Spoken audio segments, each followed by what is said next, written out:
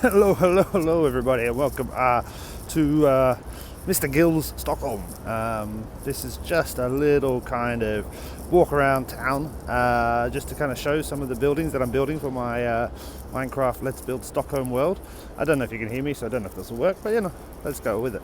But yeah, I just thought I would show you a little bit of, the street where I'm building and starting and all that kind of stuff. As you can kind of see behind me, I'm in Gamla on the edge of Gamla now, and we're just going to walk quickly through and have a quick look around. Alright, see you in a second. Okay, so I just swapped the view there so it's a bit easier to see, but as you can see, so we're coming up to the main street, Storendegatan. Well, this is the main street in my view. There's a couple more that Västerlångsgatan, I don't know, people maybe say are bigger, but I believe this street to be kind of my main street, mostly because this is where I hang out, which is cool. But you can kind of see, if we come here, the length of this street. Now remember, I said when it goes north all the way up there, that way, you get to the center of town, and then when it goes south over this way, you can see the island of Södermalm, which is where I live, and we're going to get over there eventually at some point. And in between is this kind of mess of a building site called Slussen, which is going to be really hard to build because it's a big mess, and it changes quite a lot actually. But yeah, coming through here, we're going to come up to where we kind of our center point is, and we can see some of the shops and the buildings. You can also see the colors, quite a lot of pastels, which is why I wanted to get into the Mesa in one of those episodes and use the pastel colored Mesa blocks for this. Quite a lot of yellows, pale yellows. So I think this is going to be, a lot of this stuff is going to be made out of sand or sandstone, I think. And as you can see, this kind of colour up there, and maybe even on that side, to me that suggests either white terracotta or the bone block, which is what I think I'll be using when I get down to this bit. This stuff is going to be hard. That front of the building is going to be really rough. Those curves, not only the curves, but the texture of the block is going to be tricky. But we're coming up now to where I'm kind of at in terms of the building. This morning I was just finishing, or just starting, if you would, on the lamp shop, which is down there. We'll see in a second.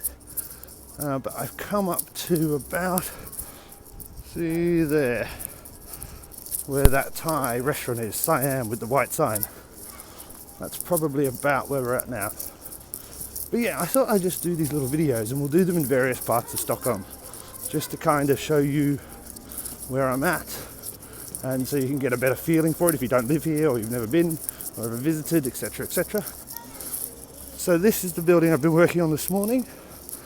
I used sandstone, chiseled sandstone and smooth sandstone for the tops, and then I used a variety of polished andesite and something else, I can't remember the other one, chiseled stone maybe for that.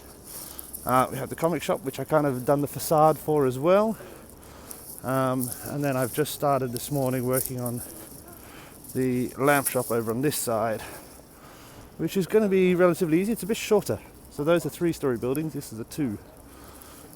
The doorway here is going to be difficult. It is a double door, so it's the biggest door. It's going to be difficult, and I wish there was something in green to use for those doors. I'll also probably, before the next video goes out, start work on a little bit of the facade here. But the idea is to